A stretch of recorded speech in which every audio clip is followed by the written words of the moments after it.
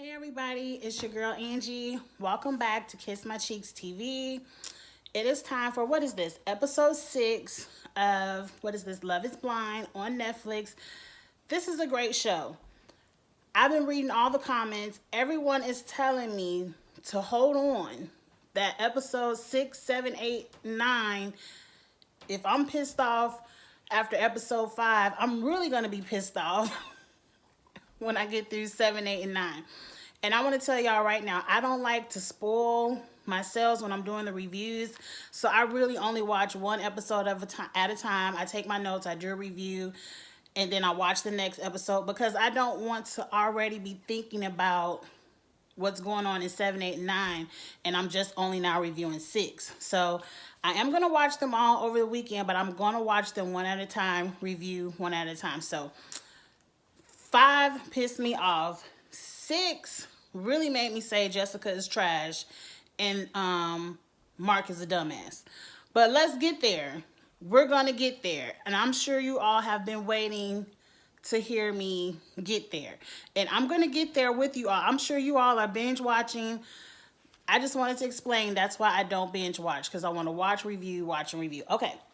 6, last day in Mexico. Let's fast forward because they ain't talking about nothing at this last round table in Mexico. Vanessa explains everyone is on their flight back to Atlanta. They're all going to move into the same apartment complex and find out how they can live together there. Now, mind you, I'm like, why they all got to move into the same apartment complex if they all live in Atlanta? And they're all going to get married in, 21 days? Why not pick somebody's house and be like, okay, you live in an apartment, you live in a house, let's move in together. I mean, you have to watch reality shows with a grain of salt. Maybe this show a handful of salt because a lot of it is fake. But for whatever reason, maybe it's shooting budget purposes, I don't know. It's easier for them all to move into this 1-bedroom apartment. Now, mind you, if I'm coming from a 3-bedroom house, I don't want to go live in your 1-bedroom apartment. But that is just Angie. Let's move on. So Kelly, we get to the airport. Kelly is like, okay, Netflix, your check is cute, but I need a job. I have to go to work. Kenny, I love you. I got a convention or whatever. Peace out. Kelly is no longer on the episode after that. And I thought that was real. I said that's real because at least Kelly has a real job and she has to travel. This is something we have to deal with within dating. That was real. I see the apartments, and I used to live in Atlanta, y'all, and immediately I recognized where they were. And I was like, oh, I love to see shows taped in Atlanta so I could kind of recognize the different places people go to. I'm not in Atlanta anymore, but anyway. So now we're living together. Things are about to get real. Let's jump into it. So people are now starting to feel the pressure of getting married in 3 weeks. And off top, I'm like, just a side note, are these people, I know we're going to see weddings. We're going to see weddings. They've hinted at this. But are these people really going to get married? Like, are they really? I want to see them sign not birth certificates, but marriage certificates. I want to see the signatures, and I want to see somebody take it down to the courthouse and get filed. Because really, you can have a wedding ceremony, but that don't mean you married if you haven't signed this paper. Y'all think they're really getting married? Signatures and all? I don't think so. I think a lot of this is for TV, but we're going to roll with it like they are. So the first people up are my faves, Cam and Lauren. She's feeling the pressure. They're sitting down having dinner, and she's telling Cameron her pet peeves. She says, my pet peeves are, I hate to hear people chew. I do too. She says, I'm a clean freak. Don't leave your dishes in the sink. You better wash those dishes. And don't you dare leave the toilet seat up. That don't really sound like pet peeves. That sound like things you just want people to do in a relationship. But the one thing she said that really I agree with is she says, don't you ever, ever, ever, ever, ever, ever, ever, ever use my toothbrush. And Cam was like, okay, I won't. And she's like, well, have you done that before? He was like, yeah, I mean, I don't see an issue with it. And I said, Cameron, that's nasty. I don't care what I do. I don't care if we kiss in the mouth. I don't care if we do sexual things to each other's bodies with our mouths. Don't you dare clean your mouth with my toothbrush. Let my personal germs in my mouth be on my toothbrush only. I don't need your personal mouth germs. That's nasty. To me, do you really have to point? I guess you really have to say that to people. To me, I thought that was a given. Like, don't use... I seen nastier stuff this episode that we gonna get to, but just that do y'all use each other's toothbrushes? Get in the comments, let me know. I thought that was a given, but moving on. What was so cute about Cam and Lauren is she said, okay, those are my pet peeves. What are your pet peeves? He was like, I only have one pet peeve. He said that I can't use your toothbrush. The way he said it, it brought a smile. I said, this is real. I love when people can laugh at each other. And I just thought that was so cute. He was like, my only pet peeve is that I can't use your toothbrush. I'm like, it was funny. It was funny. It was a true relationship moment. I liked it. Okay, next we with Amber and Barnett. And I said, I'm kind of liking them as a couple. They're cute. They're cute. Amber was like, you can't back out of this wedding because I got a tracker device in your ring. And I said, oh, that was cute. Little fun. Ha. And they were eating dinner as well. Who we get to next? Gia and Damian. All they did was argue about when we should unpack luggage. And Damian made Gia unpack her luggage right now. And I'm like, oh my God. You all are starting to get to be boring. And I'm just going to fast forward through them because we did not see them again until the last 2 minutes of the episode. Like, they had zero presence this week. I'm like, okay, y'all better give it. You want this Netflix money, you got to give them something to shoot. But let's move on. Kelly FaceTime Kenny because, like I said, she had money to make. Netflix coins ain't enough for her. She had money to make. But whatever, they FaceTime. Now we're back to the BS of the show. Let's see what Jessica is on tonight. Let's see. I said, as much as I dislike Jessica, she has found a way to make this show all about her. And that is so true. That is a fact. This episode is so Jessica and Mark heavy. Jessica has realized, she has watched reality TV and realized the villains get the most camera time.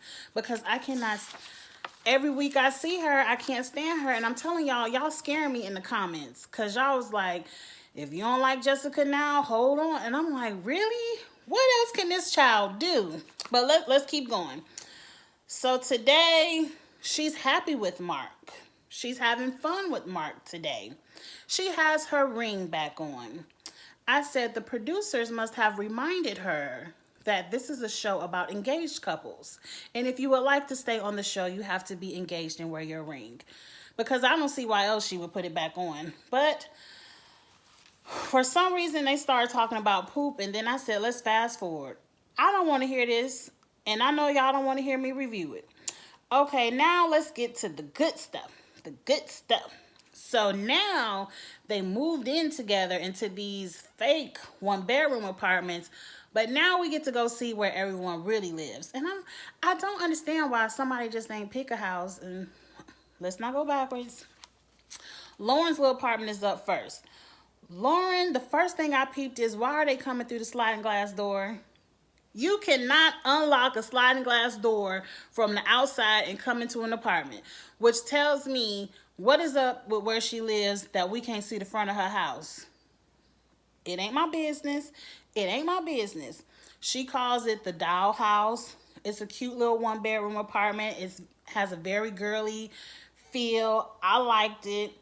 Lauren does content. And I'm assuming when they say content, that's YouTube.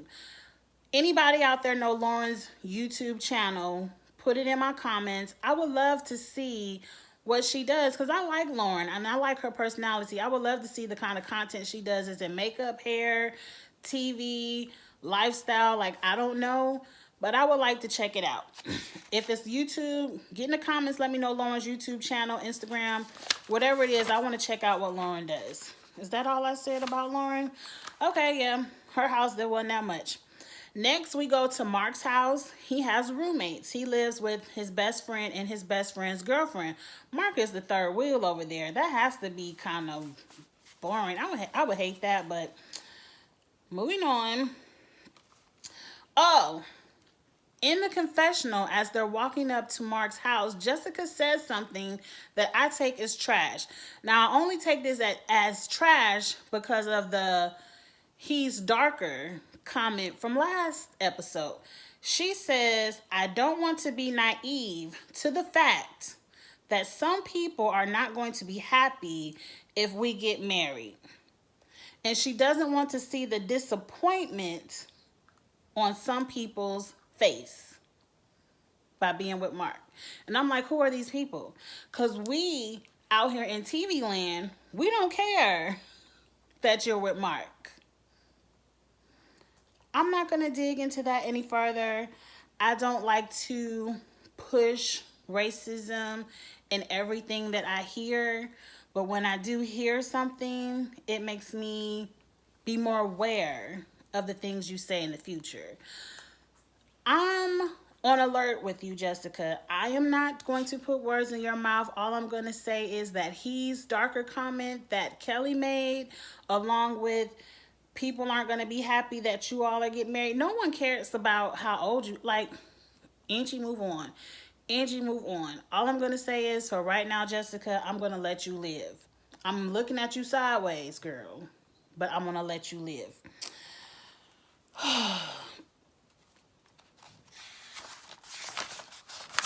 Let's keep going.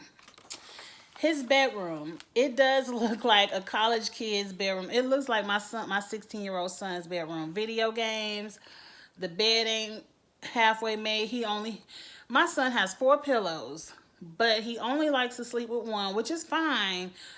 But all the rest of them are in the corners. Like, why can't you put all 4 pillows on the bed and just sleep? Moving on. But his room does look like a child's room. His roommates are cool. She's back on this age thing. No one cares. And I'm like, is age a code for race? Because she's always, Angie, let Jessica live. And I like his roommates. I like how they were like, we got to get married in the next 3 weeks. And his roommate covers his girlfriend's ears like, don't put no ideas over here. Like, we fine. And then they put Mark on Front Street like, look, Jessica, Mark doesn't wash dishes and he doesn't do laundry. We just want to let you know. And she was like, that's cool. I'll wash the dishes, but I'm going to drop his laundry off at the laundry people like I do. And I'm like, they have places where you can drop you trust people to wash your intimates? I understand dropping stuff off at the dry cleaners, but your intimates, you can't throw that in the washing machine yourself? Okay. And here is what we learned. Jessica works in tech. I said, okay, you go, girl. And then the visit ended on a good note, and she seemed cool with the roommates, whatever. Now we get to Cam's house, and I'm like, Cam, this is a gorgeous house. It does remind me, yes, Lauren, it does remind me of those old fraternity houses with those balconies on the front where they have those popular fraternity parties. But the house is gorgeous, a huge house. Cam, I said, you need a woman's touch. Where's the furniture? Where is your bedspread, Cam? Why did your bed not have any sheets, pillows? It's just a mattress and a box spring. He needs a woman's touch. He needs someone to come in there and put some color on those walls to decorate. And I think from looking at Lauren's house, she can do some good stuff with that house right there. Now here, I like Cam so much because he was like, they started talking about having kids, like that guest room could be their kids' room. And he was like, I wanted that room to be an office for Lauren so she can do her content in there, but we can put some kids in there. Like, he's like, I want to have some kids with Lauren, and I don't even mind having them soon. I like him. Like, to me, he's one of the most sincere people on this show. The way he talks about Lauren, I feel like, yes, he really loves her. He's understanding of her race. He does not want to hurt Lauren. Get in the comments, let me know if I'm wrong. Let me know if I'm wrong, but I feel like Lauren could be the one to pull out and hurt him. Because I hope it's not over this race thing. Like, when I say race thing with Lauren and Cam, I don't feel like either one of them is racist. I feel like we are all aware that some people aren't happy when black and white people or races mix. I feel like it's 2020.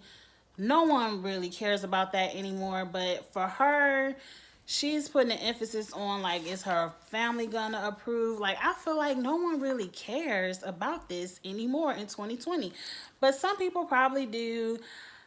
I hope she doesn't care so much about people, what people have to say with her dating a white man, as she would care more about her happiness. Because I can tell you, and as fake as I think this whole experiment is, I feel like Cam is someone who was genuine with the experiment and would love you, would take care of you. Girl, I said, they flashed on the screen that she was 32. And I said something mean. I said if Lauren is 32, Jessica is 42. But this ain't got nothing to do with Jessica. I said Lauren at 32, living in Atlanta, I know what the dating scene is like.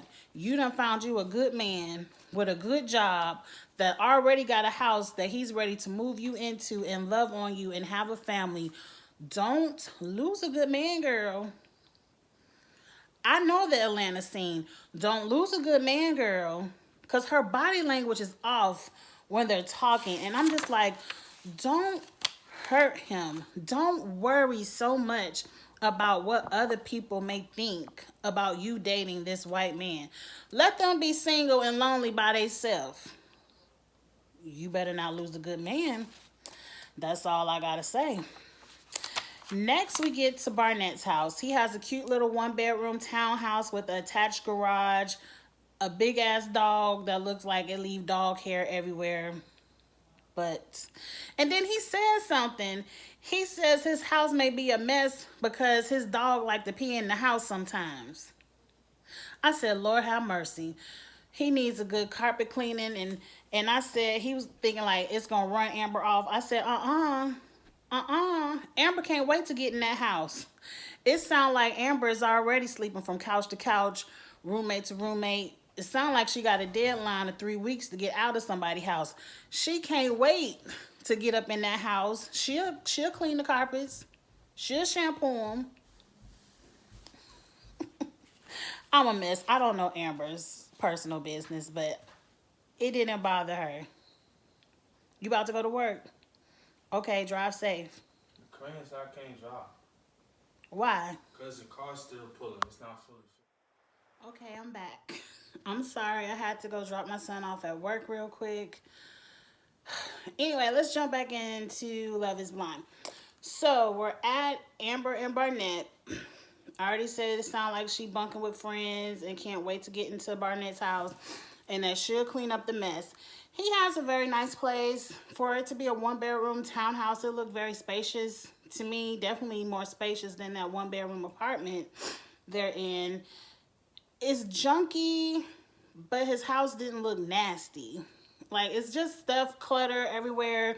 The shady cameraman, caught some of his underwear just laid out in the middle of the floor. And They get, no, and then Jessica jumps in his tub with all her clothes on. And I'm like, mind you, girl, you done walked in his house. He done already told you his dog likes to piss on the floor. And his house isn't clean. What makes you think he's cleaning out this tub every day and you want to jump in the shower, the tub part of the shower, and sit in it? And he even tells you that's not a good idea. Some stuff people do is just nasty, but let's move on. His closet was a mess, but I said low key, y'all.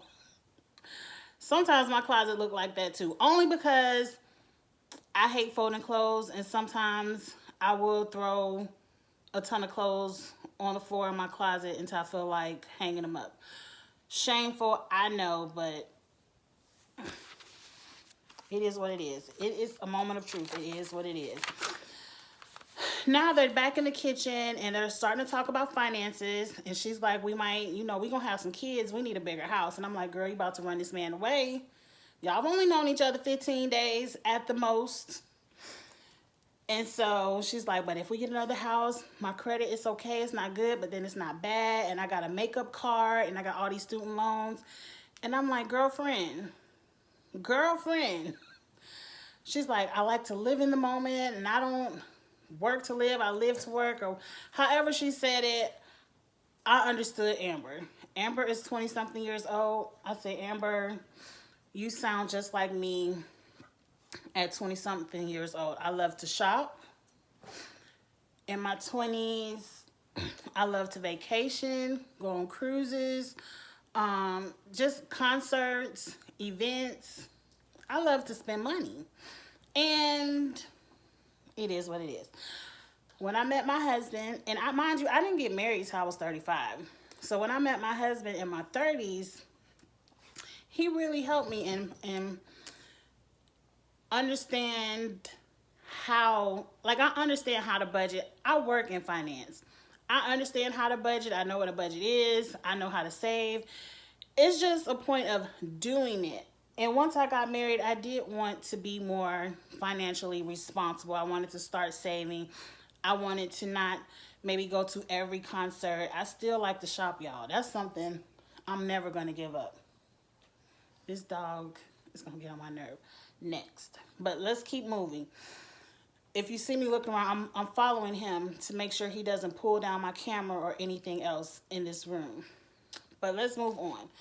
Amber, I want to give you a little bit of Angie's advice. Now, this advice could be all wrong, but it worked for me. So, girlfriend, this probably could work for you.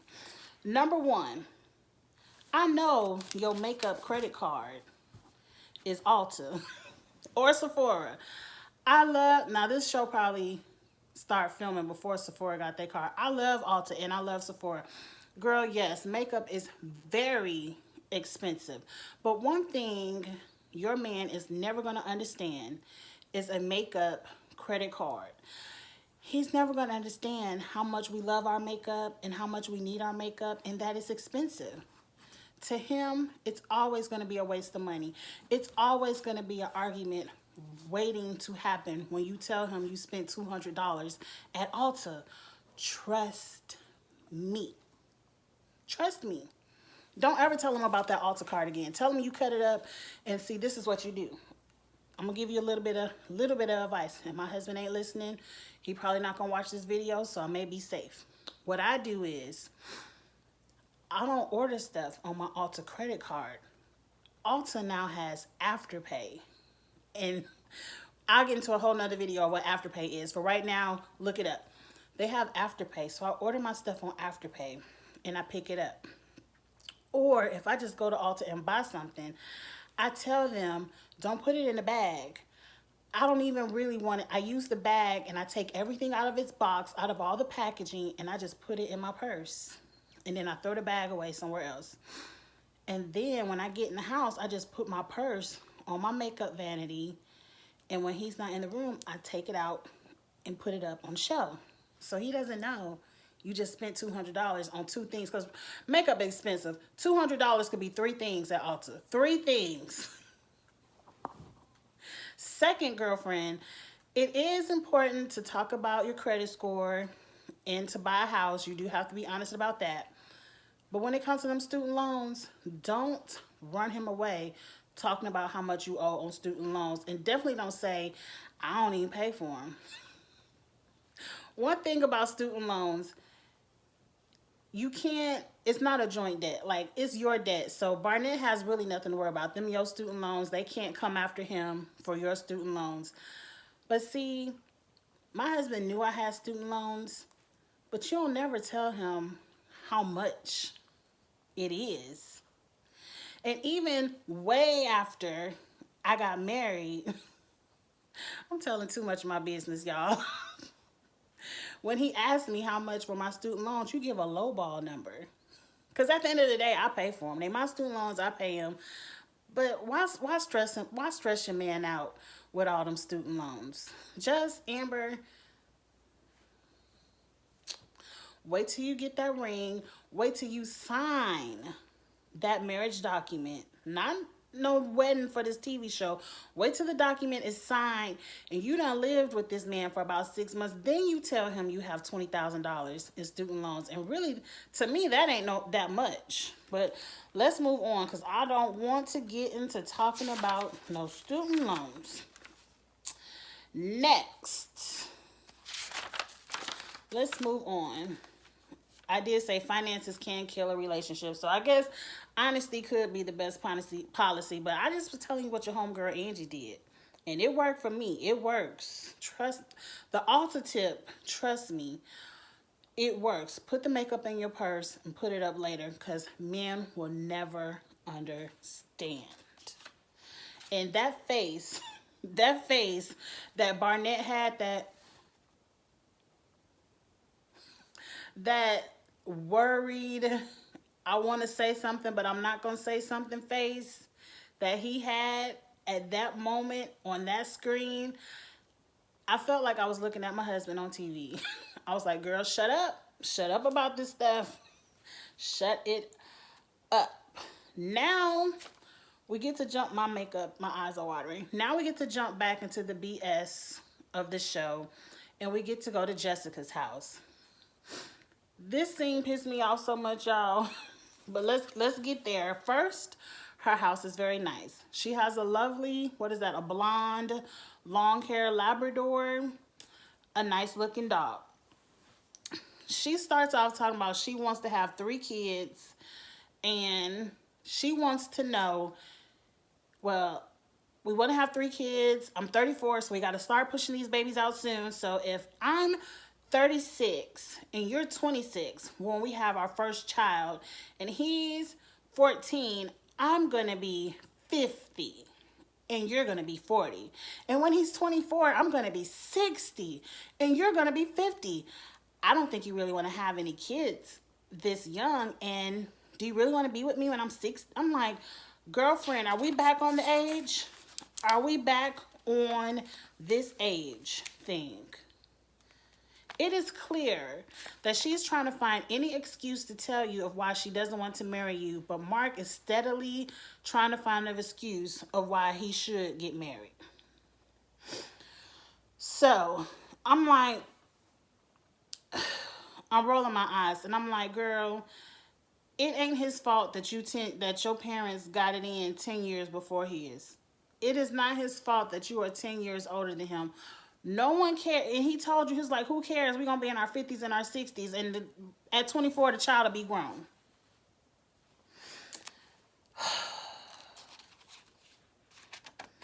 I said, one, you talking about 36. You probably 46. I don't want to. She pisses me off. Now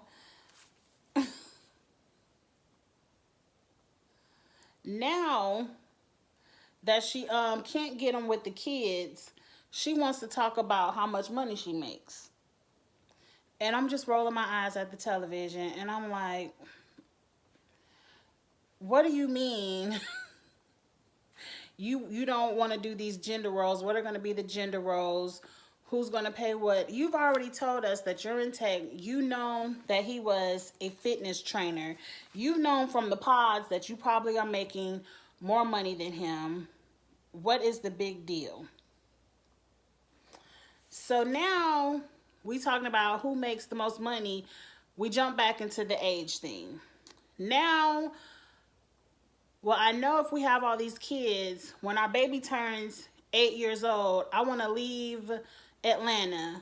I want to move to Chicago, move to LA. What about your mom? She's going to be, what, 75? When she gets to be 75, I know you want to take care of her. How are you going to take care of your mom? And we have this baby. And I'm like, oh my God. Oh my God. Where did this even come from? Because I'm thinking about, well, what about your parents? If his parents 75, your parents got to be 85. Mark, she is just throwing out reason after reason after reason after reason after reason to why she does not want to marry you. Why does his aging parents have anything to do with you all's getting married? You gonna be 75. Angie, let's keep it moving. And so I'm like, Mark, you have to be colorblind. If you cannot see all these red flags she's waving in your face. She has went from talking about, do you really want to have kids at 26? Do you really want to be 50 and I'm 60 with a 24-year-old? You a fitness trainer, so she telling you don't make enough money for her. Now she worried about your mama being 75 years old and we moving to LA. She is waving so many flags in your face that are red that she does not want to get married, and I don't understand why you're not picking up on it. So, let's move on from that. Now, what did I say? Oh, I skipped. I guess she started talking about her parents, then the finances. So I already talked about the finances. And at some point, we get to the point of the show that pisses me off the most. I said, it's in capital letters, y'all. Can y'all see that? Y'all can't see it. The light. I said, did this bitch just let that damn dog lick wine out of her glass?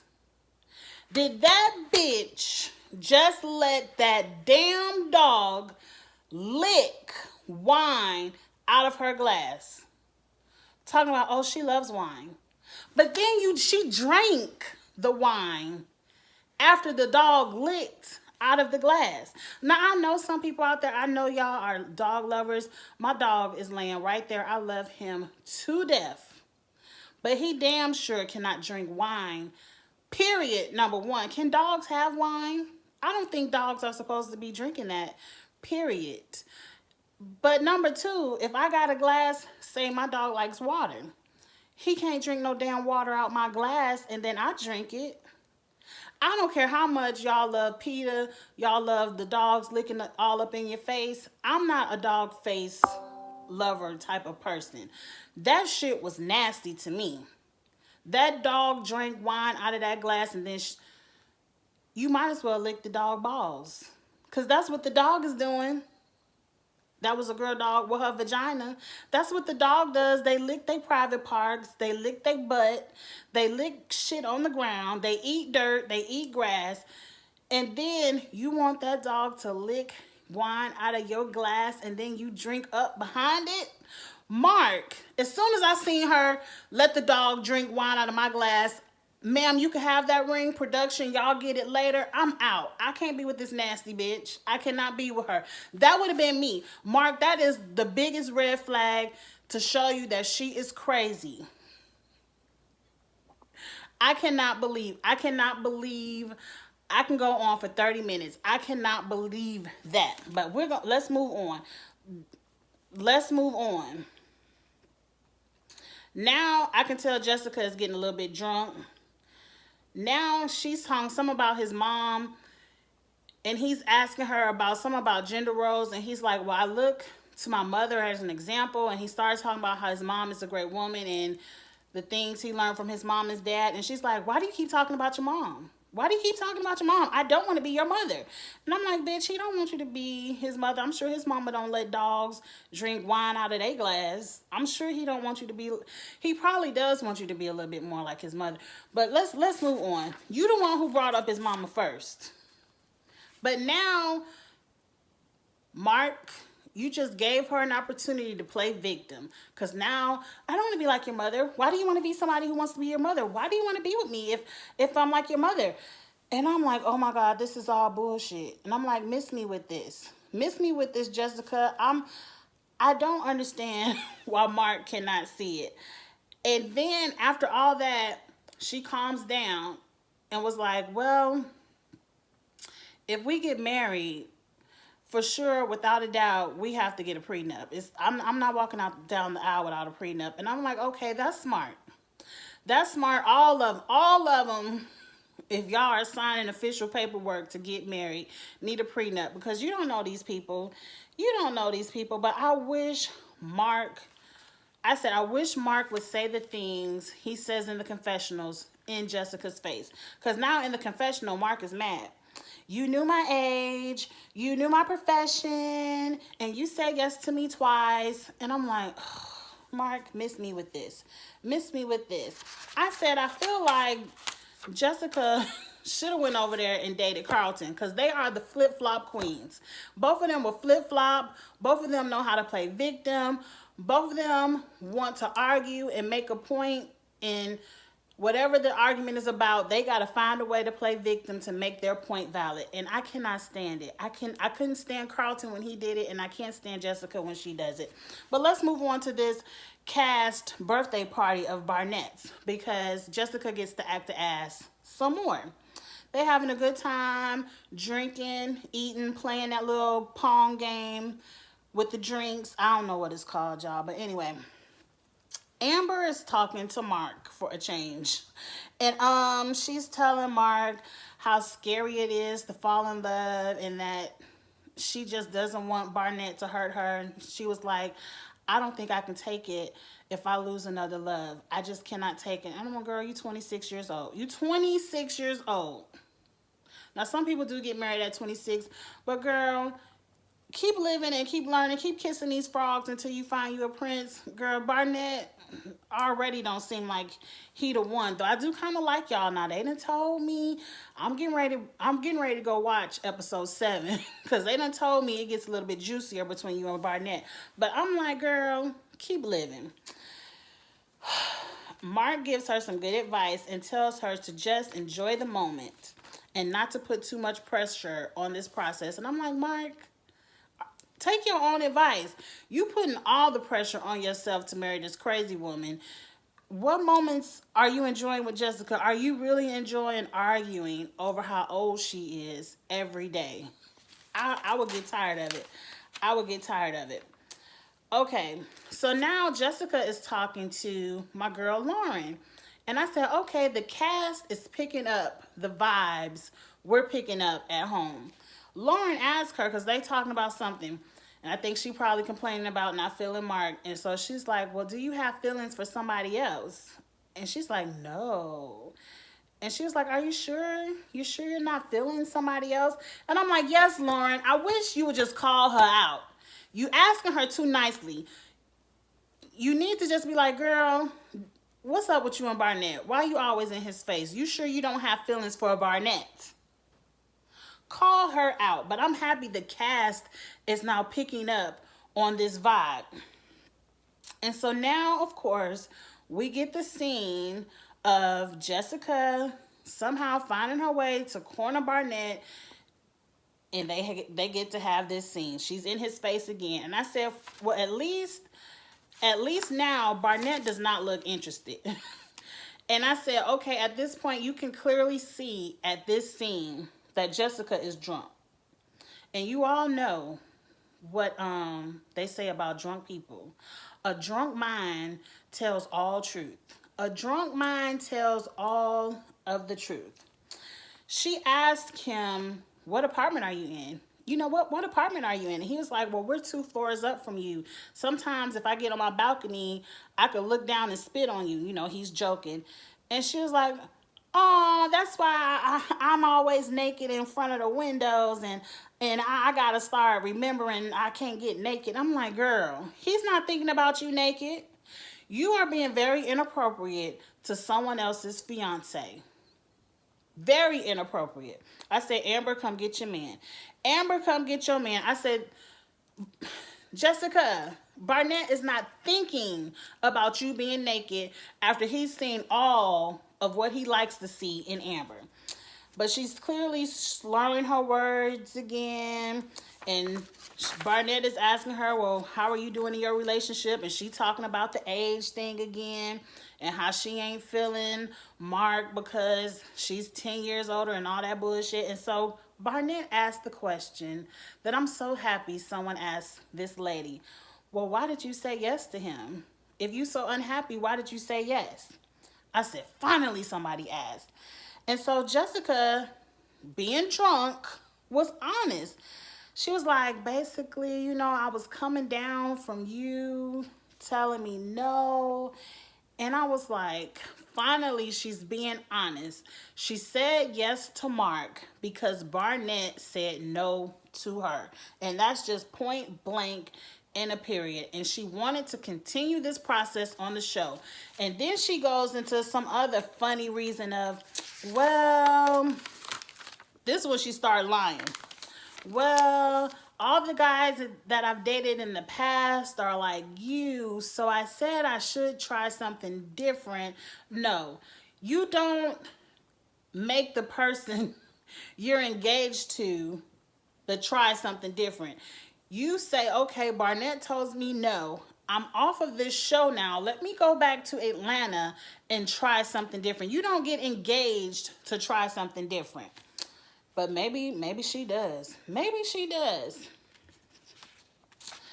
So now Jessica's asking him, well, how do you feel about Amber? You know, is she everything you thought she would be? Because she doesn't seem like she could keep up an intelligent conversation. And I said, now you being disrespectful. Amber, do you hear this? She is giving out disrespect. And I'm happy Barnett was like, she's everything I've expected and more. And more. I said, you better let her know. You better let her know.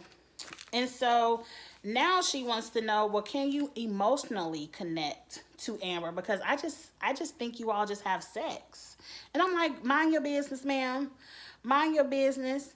I said, Amber, come get your man. Why are you trying to break them up? Why do you care? You should be worried about, can you and Mark have sex?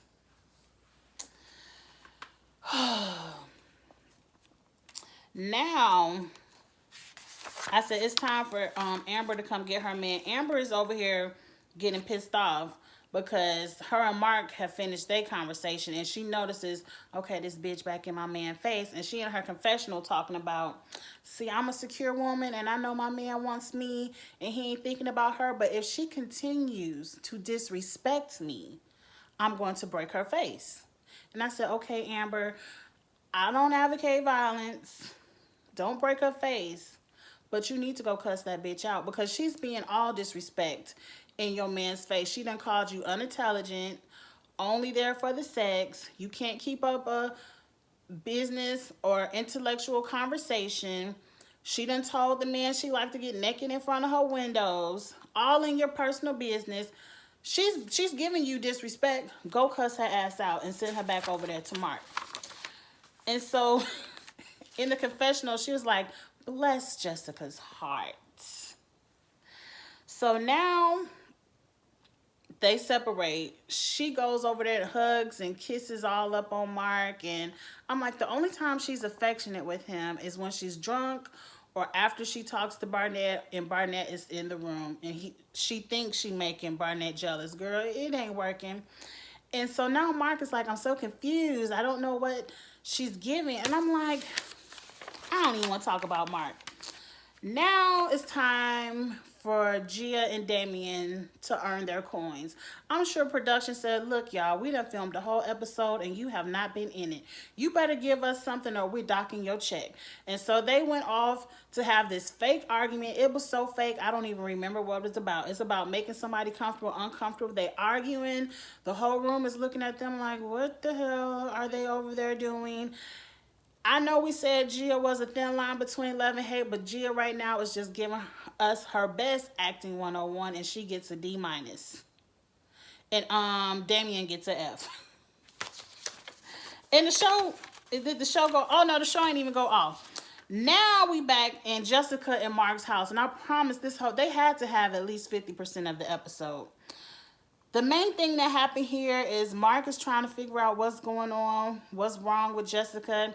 Jessica is still on some bullshit, and in her drunken state of mind, she says, I just think Barnett is sexy. I think he is so fucking hot. And she was drunk, so she couldn't believe that she just told all that truth to her man. Mark is pissed. He goes, sleeps on the couch. And right here, I said, Mark, you are a dumbass. Because even in this moment, after Jessica just told you about how sexy she thinks Barnett is, she said Barnett is fucking hot. Not just hot, but fucking hot. She put emphasis on how hot he is. And she's been telling you for days that she does not think that you are physically her type to get it on with you. But here she is telling you how sexy another man is. And you're talking about, I'm so confused. I don't understand where all of this is coming from. I don't think she knows what she wants. If we get to the wedding day, and I'm like, if you get to the wedding day, what does this woman have to do for you to leave her right now? Sir, what is up with your securities? What is up with your self-esteem? What does this woman have to do? Does she have to take off her clothes, stick Barnett's inside of her, and you walk in? Will that make you leave her? Like, what does Jessica has to say or do for you to clearly see that she does not want you? Now I'm gonna leave this right here. This is a very long review, I know y'all, but episode 6 gave plenty of talking points. If you all are telling me that 7, 8, and 9 are going to give so much more, I can't wait to go watch it. I might give y'all another review today, because I'm definitely about to go watch 7. So you know what to do, y'all. Get in these comments. Let me know what y'all thought about this episode. It's a lot of talking points, and I cannot wait to talk to you all about it. And you know what else to do. If you are not a part of the Kiss My Cheeks family, come on, hit submit, subscribe to the channel. I do way more than Love is Blind, though I am enjoying this Love is Blind. I hope they get a season 2. And watch some other reviews that I may do, and like, comment, and share. All right, y'all, have a good one. It's not nighttime. Y'all have a good day. I'm about to watch 7, and I may be back in a few hours to give you some more. All right, bye.